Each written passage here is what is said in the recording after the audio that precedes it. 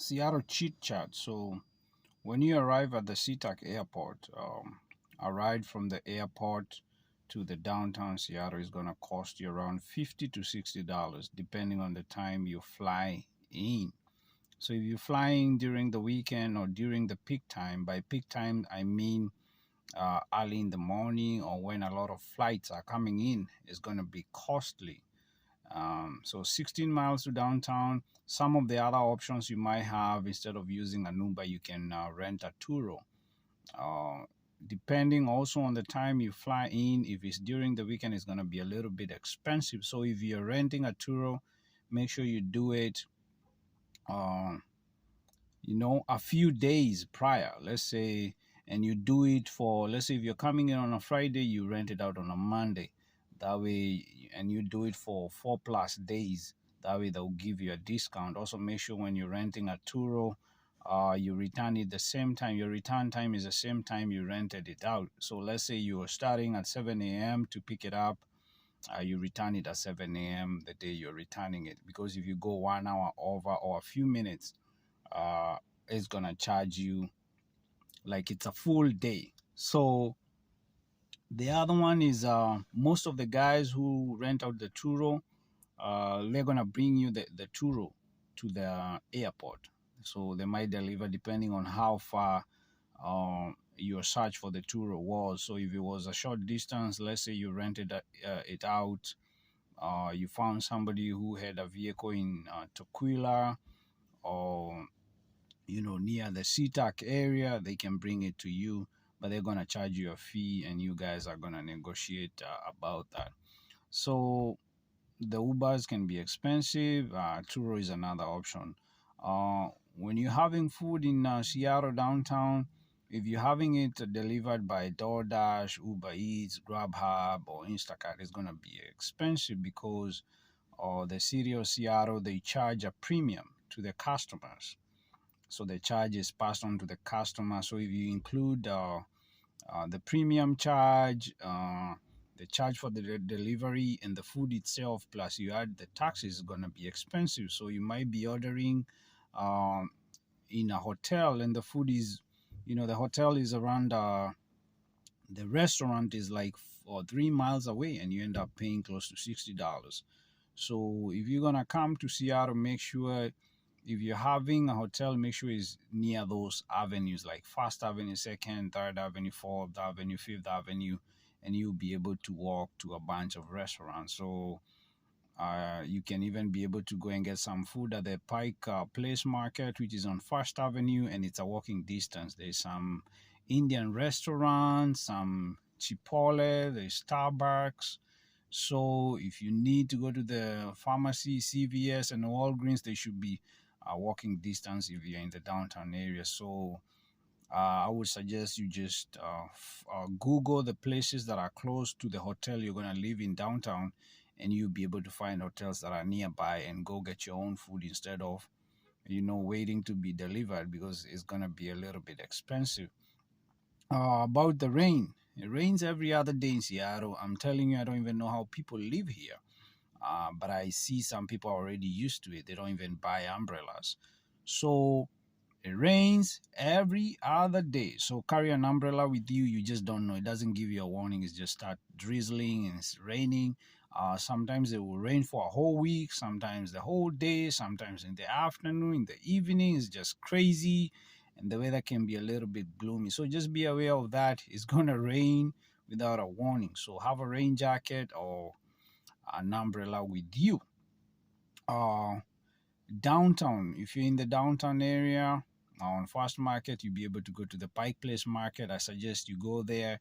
There's a lot of vendors. Anything you can think of, you're gonna find it there. A lot of cuisine, food. You wanna get some groceries, you can get it there.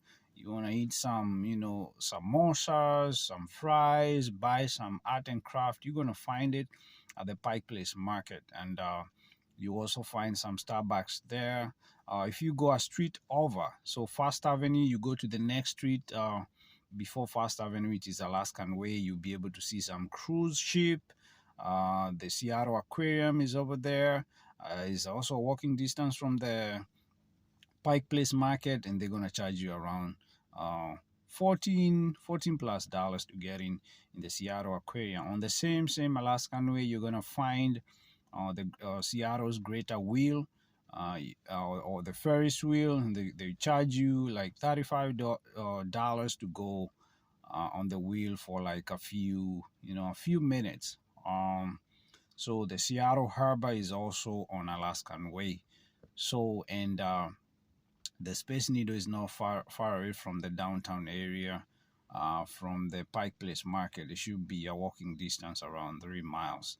And going up there at the Space Needle is gonna cost you around $45 to go up there and get a view of the whole city of Seattle. Uh, about the places. So the nicest places in Seattle, mostly if it's in the city, you have the Queen Anne area and Capitol Hill. Those are the high-end places. Seattle is divided into so many areas within the city. So you have Pioneer Square, Pike Place Market, south of downtown. They call it Sodo. Uh, and those other areas like the Queen Anne, the Capitol Hill, and all that. But now with the suburbs, and also there's the South Seattle, and on the eastern side, you're gonna find the suburbs. Eastern side, you're gonna find Massa Island. That's a very huge island. It's pretty beautiful over there. Just $1 million mansions and smooth winding roads, quiet place. It's beautiful. Massa Island, one of the most expensive areas in Seattle. Uh, the other eastern suburbs are Bellevue, or Kirkland, Redmond, Issaquah, Sammamish, Edmonds. Then you go all the way to Everett and Linwood.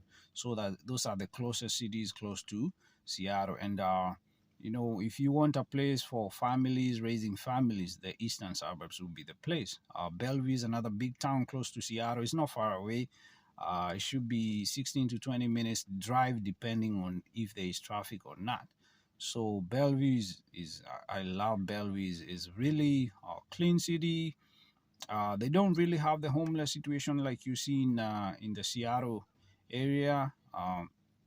The city works with the homeless people to make sure they find them accommodation before they go out there on the street. So there's really now excuse for the homeless, to be out there when the government, the city government, has already uh, made it easy with their programs to be able to find them reasonable accommodation.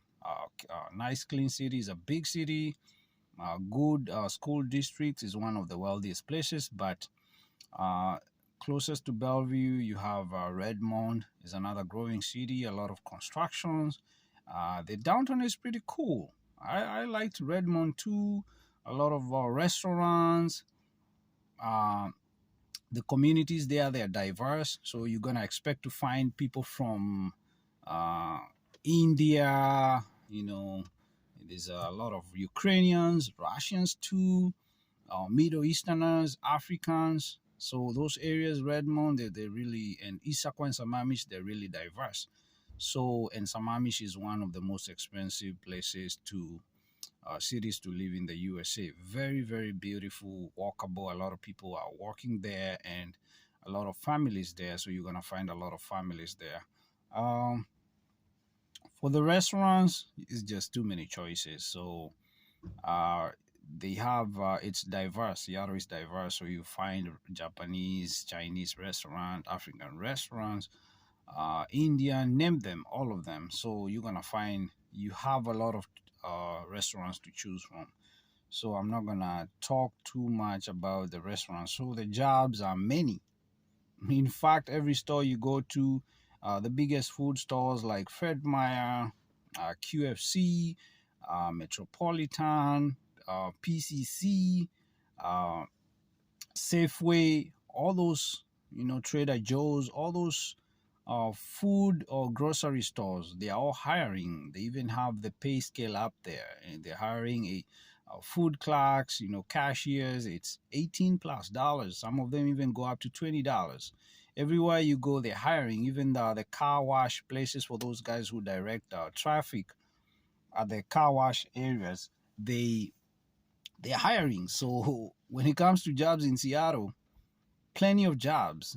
Even when you go to the medical field, like the CNAs and all that, nurses, IT, a lot of people are hiring in Seattle. It's just that, with what's been happening after the pandemic and people discovering the gigs, they don't want to work anymore. So, but there's a lot of people hiring. Some of them, you even have signs when you go into the store, they're saying, just come in and talk to the manager today and you go home with a job. Some of them are even offering to pay same day. So you work today, you finish your hours, they pay you. So when it comes to jobs, plenty of jobs.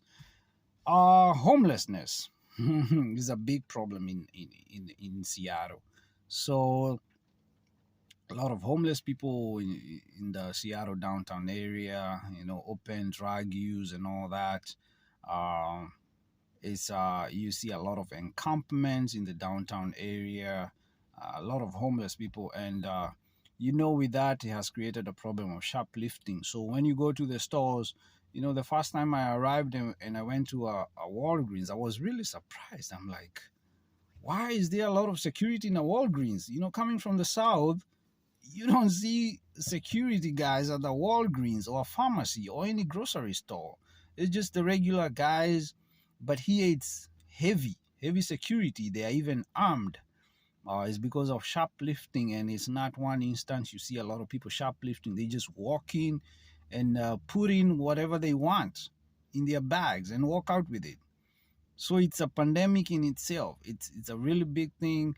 Even some of the businesses, some of the doors, they close at certain times because they know when it comes to shoplifting. And I don't think the cops can really help much because when you have more than 10 people trying to shoplift every day, how you gonna take them to jail?